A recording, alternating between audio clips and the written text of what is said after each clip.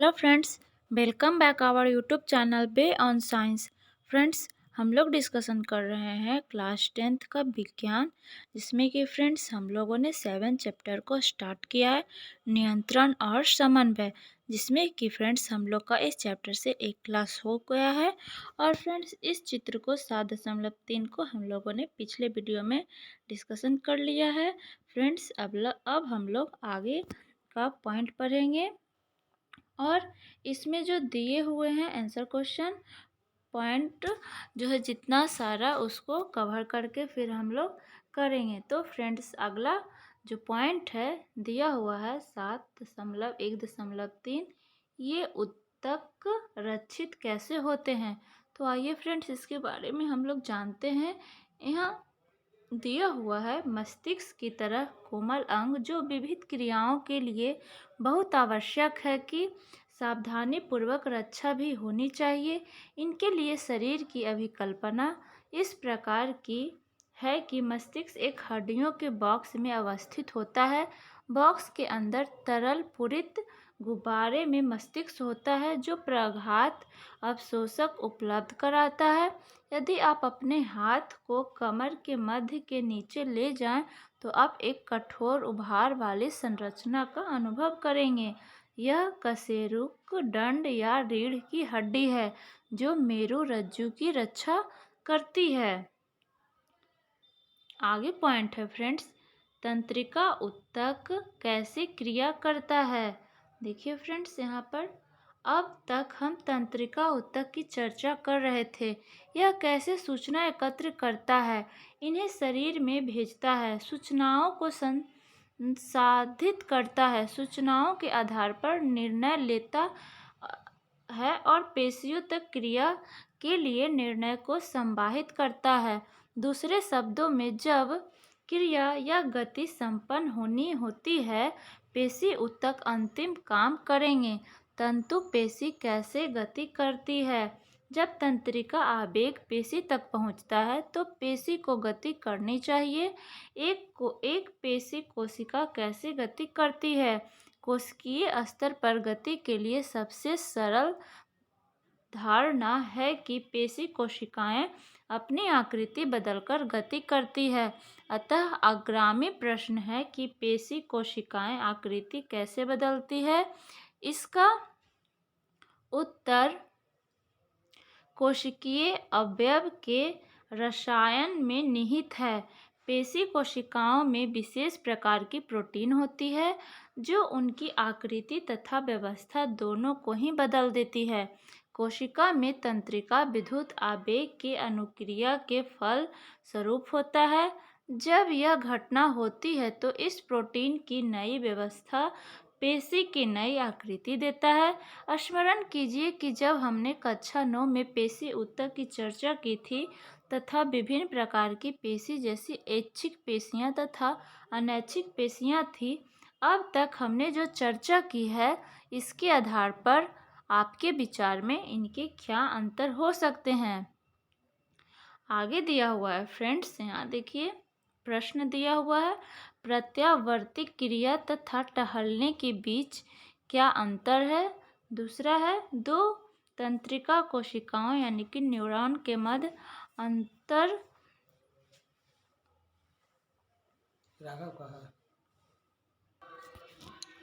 अंतःग्रंथन synapse में क्या होता है। आगे है फ्रेंड्स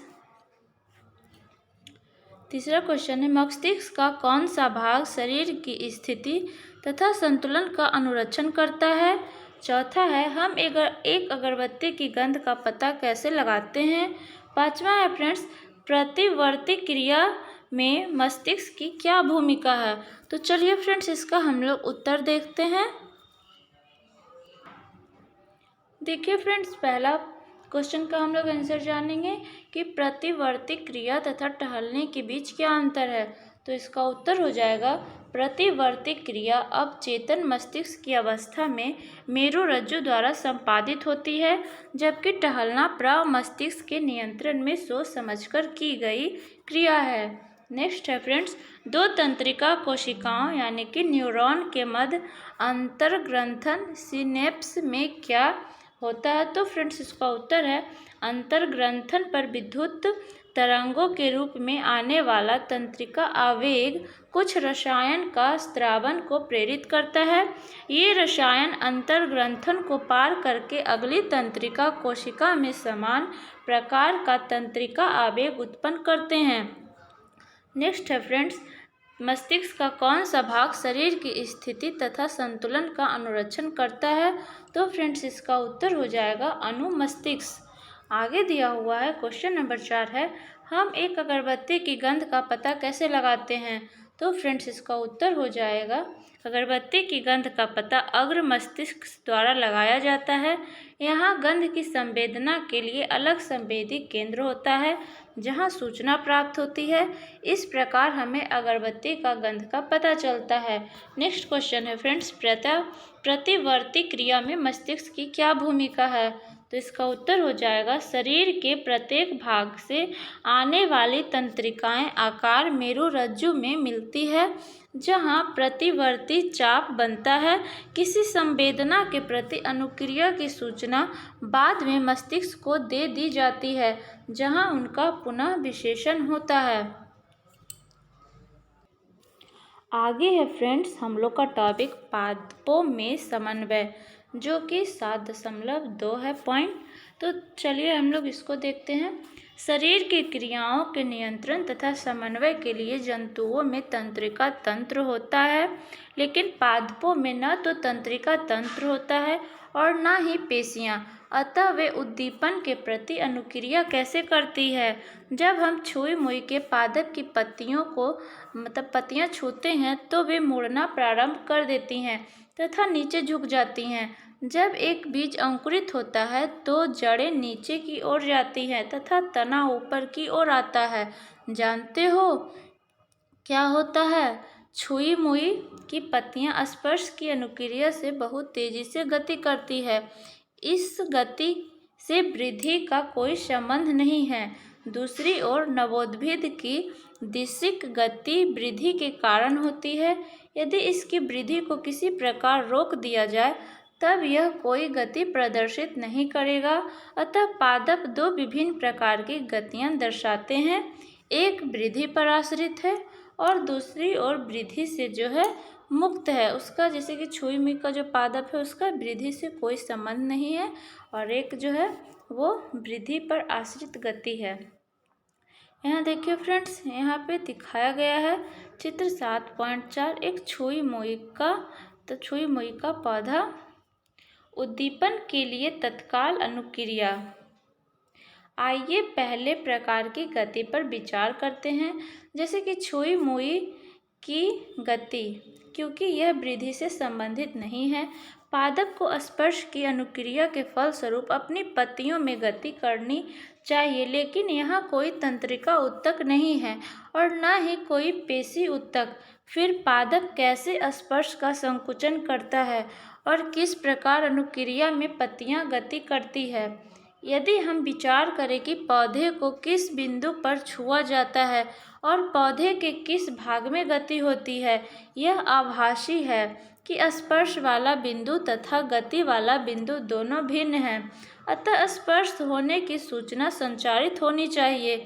पादप इस सूचना को एक कोशिका से दूसरे कोशिका तक संचारित करने के लिए वैद्युत रसायन साधन का उपयोग भी करते हैं, लेकिन जंतुओं की तरह पादपों में सूचनाओं के चालन के लिए कोई विशिष्टीकृत उत्तक नहीं होते हैं। अतः जंतुओं की तरह ही गति करने के लिए कुछ कोशिकाओं को अपनी आकृति बदल लेनी चाहिए।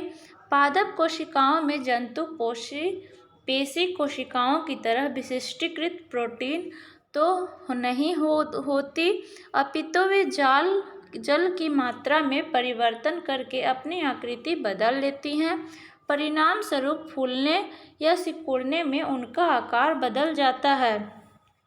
नेक्स्ट है फ्रेंड्स, वृद्धि के कारण गति। मटर के पौधे की तरह कुछ पादप दूसरे पादप या बाड़ तथा प्रतान की सहायता से ऊपर चढ़ते हैं। ये प्रतान स्पर्श के लिए संवेदनशील है, जबकि ये किसी आधार के संपर्क में आते हैं तो प्रतान का वह भाग जो वस्तु के संपर्क में है उतनी तीव्रता से वृद्धि नहीं करता जितना प्रतान का वह भाग जो वस्तु से दूर रहता है। इस कारण प्रतान वस्तु के चारों ओर से जकड़ लेता है। आमतौर पर पौधे धीरे से एक निश्चित दिशा में गति करके उद्दीपन के प्रति अनुक्रिया करते हैं। क्योंकि यह वृद्धि दिशक है, इससे ऐसा लगता है कि पादप गति कर रहा है।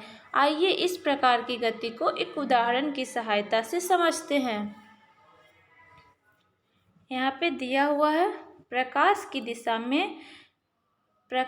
दिशा में पादप की अनुक्रिया, और चित्र यहाँ पे दिया हुआ है 7.6 गुरुत्वानुवर्तन दिखाता पादप, और ये ऋणात्मक गुरुत्वानुवर्ती है और यहाँ पे धनात्मक गुरुत्वानुवर्ती है। देखिए फ्रेंड्स, यहाँ पे दिया हुआ है क्रियाकलाप 7.2, जिसमें एक शंकु फ्लास्क को जल से भर लीजिए। फ्लास्क की ग्रीवा को तार के जाल से ढक दीजिए। एक ताज़ा छोटा सेम का पौधा तार की जाली पर इस प्रकार रख दीजिए कि उसके जड़ें धीमी जल में भीगी रहे। एक ओर से खुला हुआ गत्ते का एक बॉक्स लीजिए। फ्लास्क को बॉक्स में इस प्रकार रखिए कि बॉक्स की खुली स्लाइड खिड़की की ओर हो, जहां से प्रकाश आ रहा हो, जो कि चित्र 7.5 में है। फ्रेंड्स,